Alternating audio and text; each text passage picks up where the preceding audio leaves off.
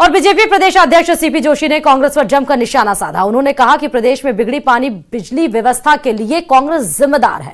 कांग्रेस सरकार ने राजस्थान की स्थिति खराब की, कांग्रेस ने ही प्रदेश को कर्ज में डुबोया है, लेकिन आगामी 5 वर्षों में राजस्थान बिजली के क्षेत्र में कर्ज मुक्त बनेगा। बीजेपी सभी वादों को धरातल पर उतारेगी। जिम्मेदार आप हैं जो 5 वर्षों में राजस्थान के इतना खस्ता हाल छोड़ के गए, राजस्थान के बिजली के हालात ये छोड़ के गए, राजस्थान को कर्ज में डुबो के गए। अच्छा होता, लेकिन हम आज दावे के साथ कह सकते हैं माननीय प्रधानमंत्री जी और माननीय मुख्यमंत्री जी के नेतृत्व में इन 5 सालों में राजस्थान बिजली के क्षेत्र में आत्मनिर्भर होगा, कर्जे से बाहर होगा। और जो योजनाएं इतने सालों तक ये लोग कि हम ERCP लेके आएंगे, हम यमुना जल समझौता करेंगे, सिर्फ वादे दिए, इन 5 वर्षों में वो धरातल पे होंगे। क्या ये काम इन्होंने करके दिखाया क्या?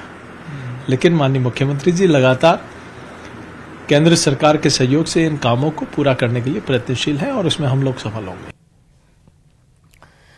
और राजस्थान में हीट वेव से मौतों का सियासी घमासान परवान पर चढ़ चुका है। कांग्रेस ने सरकार पर लाशों के आंकड़ों पर राजनीति करने का आरोप लगाया, तो वहीं PCC चीफ गोविंद सिंह डोटासरा ने राज्य सरकार पर निशाना साधते हुए कहा कि भीषण गर्मी और हीट वेव के प्रबंधन में भाजपा सरकार पूरी तरह से विफल रही है।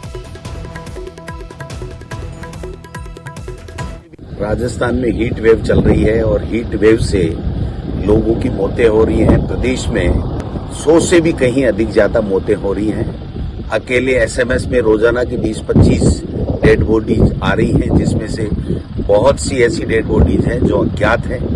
उनका राज्य सरकार के दबाव में 3 दिन के अंदर ही बिना पहचान किए उनका पोस्टमार्टम किया जा रहा है।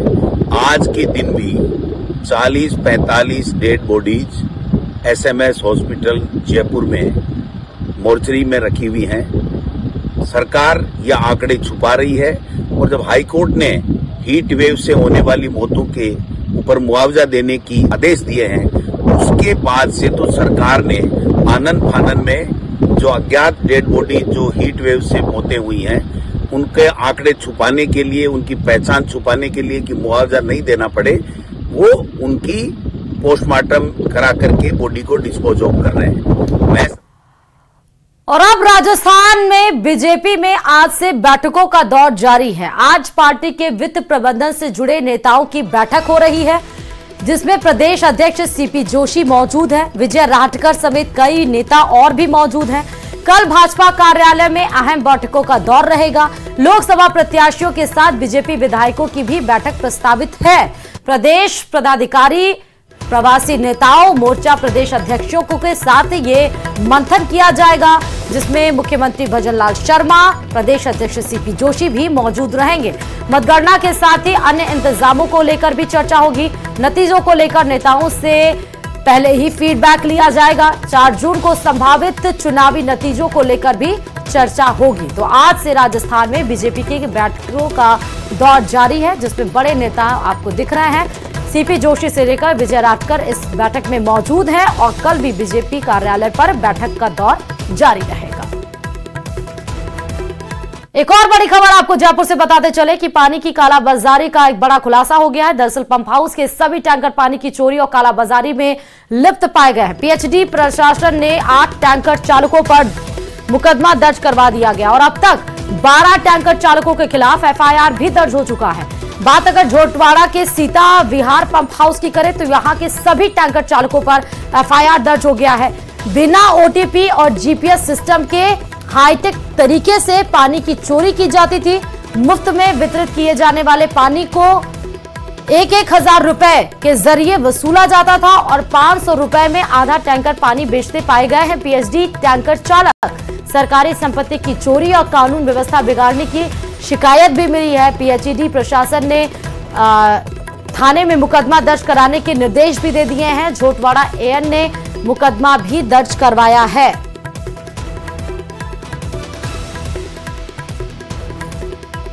और ऑपरेशन एंटी वायरस के तहत खैरथल पुलिस साइबर अपराधियों के खिलाफ लगातार कार्रवाई कर रही है। खैरथल पुलिस ने 2 दिनों में 25 ठगों को गिरफ्तार किया है। वहीं एक नाबालिग को डिटेन भी किया गया है। साइबर ठगों के पास से 36 मोबाइल, 7 बाइक, 2 गाड़ी और अन्य उपकरण जब्त किए गए हैं। पुलिस ने इनके खिलाफ मामला दर्ज कर जांच शुरू कर दी है। एसपी मनीष कुमार ने साफ कर दिया है कि आगे भी साइबर ठगों पर लगातार कार्रवाई होगी। उन्होंने साइबर ठगों को कड़ी चेतावनी देते हुए कहा कि साइबर ठगी का काम करने वाले आरोपी साइबर फ्रॉड कर ठगी करना छोड़ दें या गांव छोड़ दें, अन्यथा पुलिस कड़ी कार्रवाई करेगी। हमारी प्राइमा फेसिया जो हमें ऊपर से जो इन्फॉर्मेशन मिली है कि ये लोग कहीं बाहर के लोगों से भी संपर्क में हैं और वो लोग इन्हें नए जो मॉडल्स ऑपरेंडी, नए तरीके वो सिखाते हैं, मगर इसकी डिटेल इन्वेस्टिगेशन अभी करना बाकी है। सभी लोगों के बारे में ये चीज़ सामने नहीं आई है, मगर कुछ लोग जो हैं जो काफ़ी टाइम से इसके अंदर इन्वॉल्व है, उनके बारे में हमें ऐसी सूचना आई है, तो इसकी भी हम जाँच में इन्वॉल्व हैं। कह सकते हैं कि दुर्भाग्य से ये साइबर फ्रॉड के साथ इसका नाम जुड़ गया और ये एरिया बदनाम हो गया है।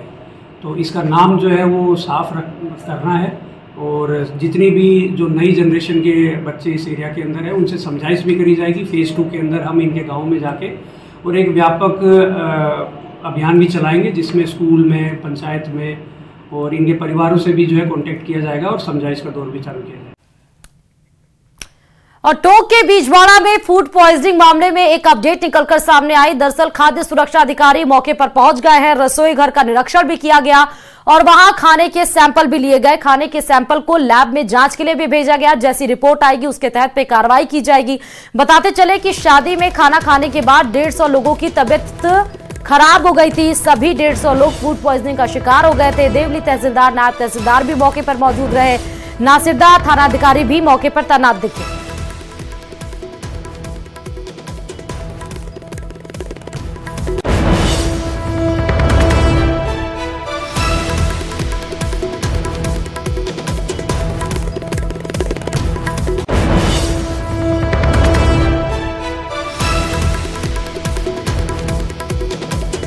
तो टोंक के बीजवाड़ा की यह खबर है, जहां शादी समारोह में दरअसल खाना जब खाए तो वहां खाना खाने की वजह से फूड पॉइजनिंग का शिकार 150 लोग बताए गए, जिन्हें फटाफट हॉस्पिटल में एडमिट कराया गया। जिनकी हालत गंभीर थी उनको रेफर भी किया गया। अब इसमें बड़ा अपडेट ये निकलकर सामने आया है कि निरीक्षण करने के लिए जो टीम है वो पहुंच चुकी है। खाने के सैंपल लिए गए हैं, जांच में सैंपल भेज दिए गए हैं। जो अधिकारी हैं, चाहे देवली तहसीलदार हो या नायब तहसीलदार, मौके पर मौजूद रहे। नासिरदार थानाधिकारी भी मौके पर तैनात दिखे। और कोटा के अस्पताल में 2 नवजातों की गर्मी से मौत के आरोपों के बाद चिकित्सा विभाग ने बड़ा एक्शन लिया है। दरअसल एएनएम को सस्पेंड के बाद 14 चिकित्सा कार्मिकों के विरुद्ध भी अनुशासनात्मक कार्रवाई की गई है और बीसीएमओ रईस खान को एपीओ भी कर दिया गया। नवजातों की मौत के कारणों की जांच के लिए ज्वाइंट डायरेक्टर के निर्देशन पर चिकित्सकों की यह टीम गठित की गई थी। शुरुआती जांच में डॉक्टर और एएनएम सहित अन्य कर्मचारियों की लापरवाही मिली। हालांकि टीम ने मौत गर्मी से नहीं मानी है, लेकिन लापरवाही मानते हुए एक्शन जरूर लिया गया है। राज स्वास्थ्य की साइट पर भी चेक कर लिया, कहीं भी कोई किसी तरह का ऑर्डर नहीं आया। केवल एक एएनएम को जो सस्पेंड किया उसके ऑर्डर आए हुए हैं कल सुबह। बाकी वहाँ पर अल्टरनेट डे एक दिन अलग अलग जगह से डॉक्टर आता रहे, वहाँ पर व्यवस्था कर दी थी। लेकिन जो सुनने में आया कि उस दिन डॉक्टर ने वहाँ पर डिलीवरी करवा के और 48 घंटे बाद उसको डिस्चार्ज किया था, जिसमें एक low birth weight preterm baby था, उसको झालावाड़ रेफ़र किया था। और दूसरे बेबी को जो उन्होंने हिस्ट्री में बताया है, जो लिखित में मेरे को दिया है कि वहाँ पर वो उसकी मदर पानी पिला रही थी तो वो एस्फिक्सिया हो जाता है, पानी नहीं देना होता बच्चे को, गले में सांस की नली में चला जाता है। इस तरह की कुछ प्रॉब्लम बता रहे थे वो लोग। और खबरों में आगे बढ़ते हुए बताते चले कि व्यावर के मसूदा कस्बे में शादीशुदा महिला की संदिग्ध परिस्थितियों में अपने ससुराल में मृत मिली। महिला की मौत पर उसके परिजनों ने हत्या का अंदेशा जताया है। परिजनों ने ससुराल वालों के खिलाफ पुलिस और उपखंड अधिकारी को शिकायत भी दर्ज कराई है। पुलिस ने केस दर्ज कर जांच शुरू कर दी है। मृतका के पिता ने बताया कि उसकी बेटी सोनम की शादी 2 साल पहले सावर सिंह ग्राम मसूदा के साथ हुई थी। शादी के बाद से ही ससुराल वाले आए दिन उसके साथ मारपीट करते थे।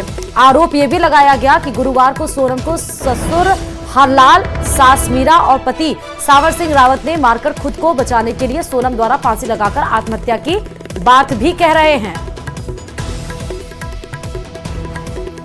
गड्डी है 5 देर मार गड्डी कोई मतलब अरे जरा रात दिन मतलब झगड़ा करता है और मतलब कूट मार करता है। मरने के बाद बताए आए दिन तो मारपीट करते थे, आके इधर समझा के गए फिर भी नहीं समझे। आज मरने के बाद में फोन करके बोल रहे भाई आपकी बच्ची फांसी खा के मर गए। हम मौके पे पहुंचे यहाँ तो बच्ची नीचे लेटी हुई थी, कोई फांसी वासी का कोई दरवाजा भी नहीं टूटा हुआ था और बोल रहे हम दरवाजा तोड़ा, दरवाजा भी नहीं टूटा हुआ था।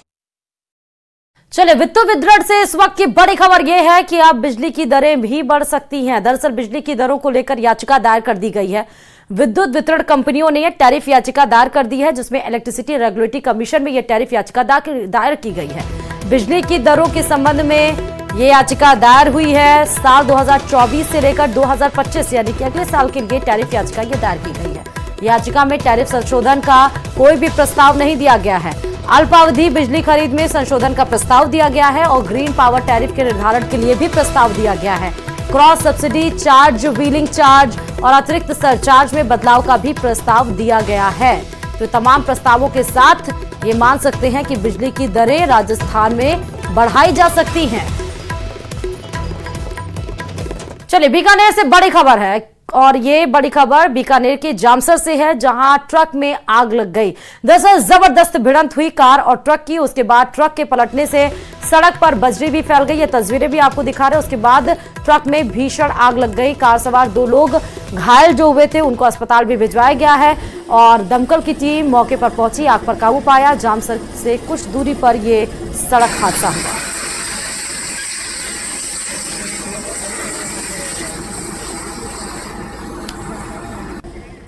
और बड़ी खबर आपको राजसमंद के देलवाड़ा से बताते चले, जहां पिंजरे में आदमखोर पैंथर कैद हो गया। दरअसल ये विभत्स घटना निकलकर सामने आई थी, जहां कल मोड़वा गांव में 2 साल के बच्चे का शिकार किया गया था पैंथर के द्वारा। पैंथर पकड़ने के लिए फिर वन विभाग को सूचित किया गया। वन विभाग ने 3 पिंजरे लगाए। बीती रात इस पिंजरे में आदमखोर कैद हो गया। ट्रैंक्लाइज कर वन विभाग की टीम पैंथर को उदयपुर ले गई। स्वास्थ्य परीक्षण के बाद इसको सुरक्षित जगह पर छोड़ा जाएगा। बता दें कि ये बच्चा, मासूम बच्चा, अपने मां के साथ देर रात सो रहा था। उसके बाद अचानक से पैंथर घुसा। मासूम बच्चे को शिकार बनाते हुए घर से 2 किलोमीटर दूर छत विचत अवस्था में वो बच्चा पाया गया। उसके बाद जब ग्रामीणों को पता चला, होश उड़ गए सबके। उस मासूम बच्चे के शव को देखकर फिर वन विभाग को सूचित किया गया। वन विभाग की टीम ने 3 पिंजरे लगाए और देर रात ये आदमखोर जो पैंथर है वो कैच किया गया।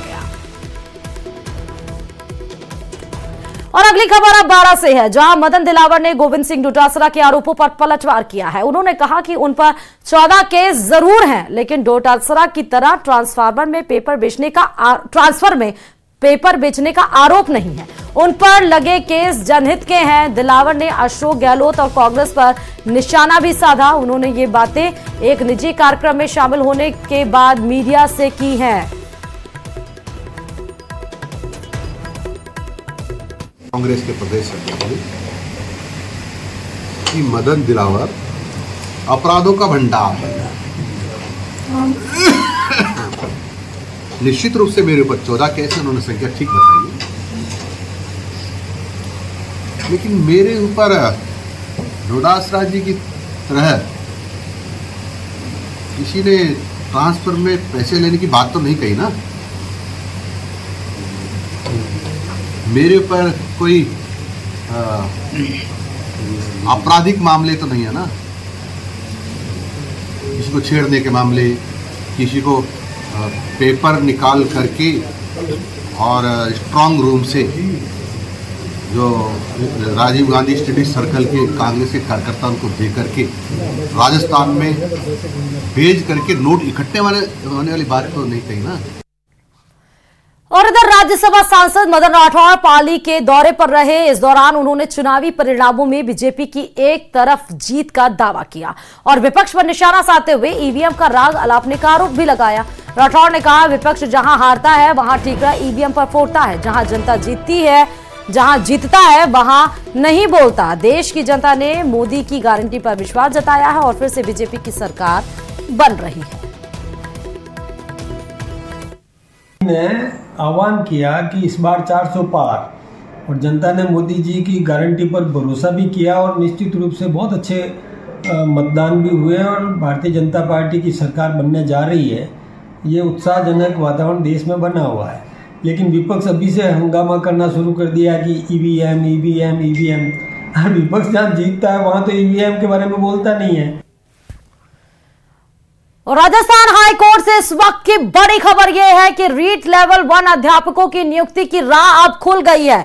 तमाम उन अध्यापकों की नियुक्ति की राह खुली है और उसमें तमाम खुशी की लहर भी देखने को मिलेगी, क्योंकि लगातार इस पर मांग उठ रही थी और अब इनके सीधे अपॉइंटमेंट की राह खुल गई है। राजस्थान में 21,000 से ज्यादा अध्यापकों की भर्ती की राह खुली है। अध्यापक भर्ती 2022 रीट लेवल 1 से जुड़ा इस वक्त का मामला है। हाईकोर्ट ने रोक लगाने वाली सभी याचिकाएं खारिज कर दी है। करीब 21,000 अध्यापकों की नियुक्ति प्रभावित हो रही थी इससे, लेकिन अब सभी 21,000 अध्यापकों में खुशी की लहर देखने को मिलेगी। 21 विवादित प्रश्न और उत्तर के मामले से जुड़ी थी ये सभी याचिकाएं, जिनको कोर्ट ने खारिज कर दिया है।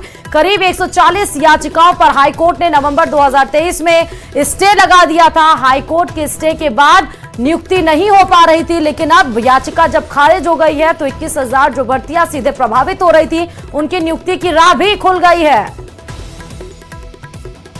और बीकानेर से बड़ी खबर यह है कि नोखा में बैग से 3.5 लाख रुपए पार किया गया, यानी कि चोरी कर लिया गया। व्यापारी का बैग लेकर बदमाश फरार हो गया सीसीटीवी कैमरे में, लेकिन कैद हो गया है ये बाइक सवार बदमाश। गांधी चौक की घटना बताई जा रही है। अज्ञात चोरों की तलाश पुलिस के द्वारा की जा रही है।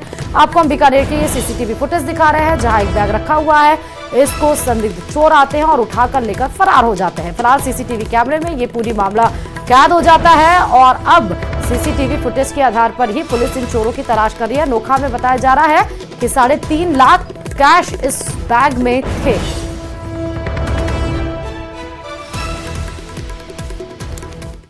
और अब बात प्रदेश में हीट वेव की, क्योंकि लगातार हीट वेव का शिकार हो रहे हैं लोग।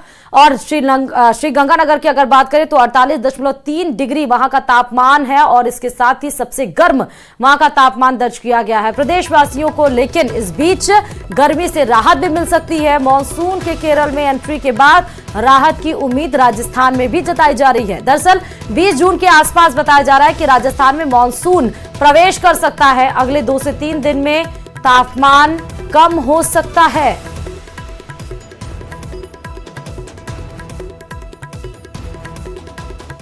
और आमेर से बड़ी खबर है, हीट वेव की चपेट में हथनी आ गई। दरअसल लक्ष्मी नाम बताया जा रहा है इस हथनी का, जहां वो हथनी गश खाकर जमीन पर धड़ाम से गिर पड़ी और ठाठर कॉलोनी में टहलते हुए गर्मी से गश खाकर ये हथनी गिरी है। महाबातों ने हथनी को उठाने के प्रयास किए। बड़ी संख्या में लोगों की भीड़ भी वहां पर जमा हो गई। आप देखिए कि सिर्फ मनुष्य ही नहीं, इस हीट वेव का असर, इस भीषण गर्मी का असर पशु पक्षियों पर भी हो रहा है। ये हथनी गश खाकर जमीन पर धड़ाम से गिर पड़ी। उठाने का भरसक प्रयास किया गया, तमाम भीड़ वहां पर जमा हो गई। इसलिए अपना बेहद खास ध्यान रखें इस भीषण गर्मी में, जब तक मॉनसून आ नहीं जाता, जब तक आपको गर्मी से राहत नहीं मिल जाती। और वहीं टोंक जिले में भीषण गर्मी और हीट वेव का दौर जारी है। सरकार के सख्त आदेश और प्रभारी सचिव के दौरे के बाद से चिकित्सा विभाग अलर्ट मोड पर है। जिला मुख्यालय पर सदाकत अस्पताल में अलग से 10 बेड का हीट स्ट्रोक वार्ड बनाया गया है। अस्पताल में हीट वेव को लेकर विशेष इंतजाम किए गए हैं। वार्ड के साथ ही आइस पैक, ORS, बर्फ की सिल्लियां रिजर्व रखी गई हैं। जिले भर में CHC और PSC में दवाओं की उपलब्धता के साथ डॉक्टरों को तुरंत इलाज के निर्देश भी दिए गए। जिले भर में अभी 90 मरीजों का अलग अलग अस्पतालों में इलाज चल रहा है।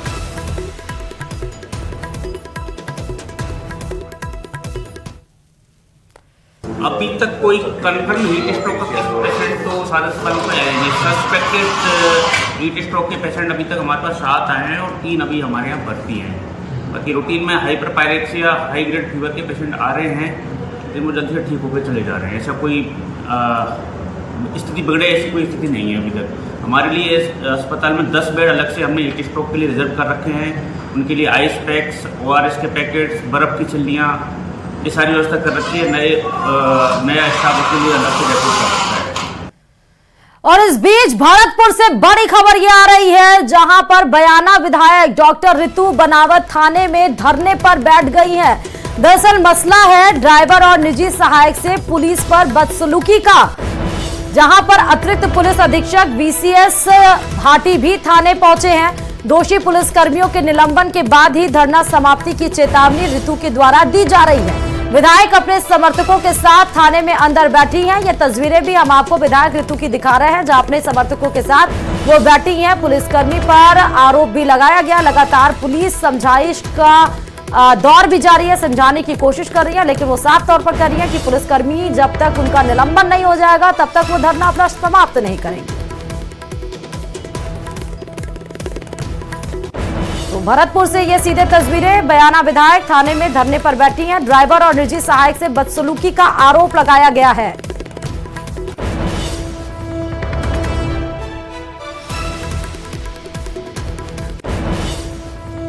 रुकते यहां छोटे से ब्रेक के लिए, लेकिन लगातार